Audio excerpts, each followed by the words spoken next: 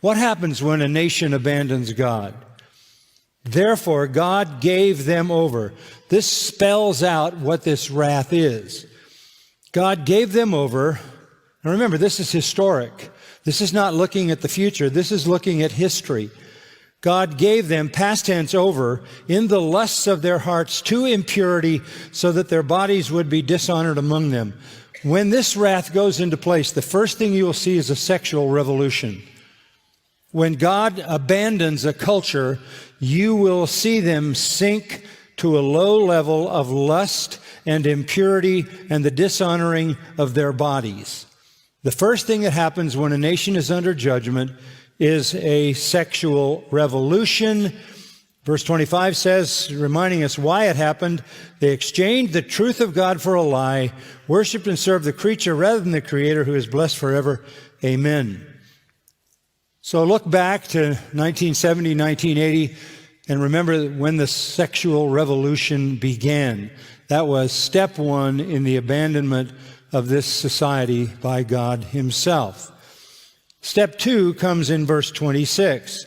For this reason, again looking back at verse 25, because of their rejection of God, for this reason God gave them over to degrading passions, for their women exchanged the natural function for that which is unnatural.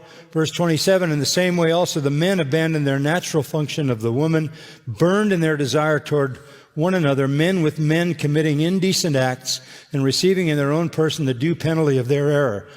When God abandons a society, the first thing that happens is a sexual revolution, inevitably followed by a homosexual revolution. And you have it described in verses 26 and 27.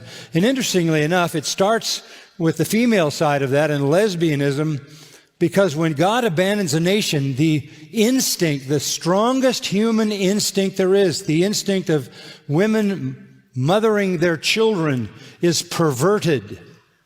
This is that severe a blow, this level of judgment on human culture and human society. And then you have the male homosexuals in verse 27, committing indecent acts and receiving in their own persons the due penalty of their error. There's an immediate penalty, and you would remember it as the AIDS epidemic. It's built in. It's a venereal disease that is built in, because that kind of behavior will have built in its own punishment, as well as being evidence of the abandonment of God. And why does this happen? Because they didn't see fit to acknowledge God any longer. Verse 28, they keep going back, these verses, to the reason. They rejected God, they rejected God, they rejected God. First, there's a sexual revolution, followed by a homosexual revolution, verse 26 and 27. Then look at the middle of verse 28. Here's step 3. God gave them over to a depraved mind. A depraved mind is a mind that doesn't function. Sometimes it's translated reprobate mind. But the Greek word means non-functioning. That's when you're a man and you think you're a woman. It's a kind of insanity.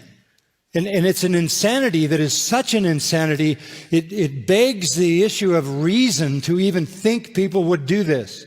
The reason people are doing it is because they are under divine judgment. God has let them have a reprobate mind. So when you see all of this transgender activity, and when you see them want to make laws to protect transgender identity, and you know it is absolute and total and utter insanity, you know we've reached the reprobate mind. People can't think reasonably, which means there's no way back to sanity. There's no way back. And because it is a divine judgment on them, God doesn't interrupt the course of their thinking down this path of sexual revolution, homosexual revolution, to the kind of insanity that we see with transgenderism.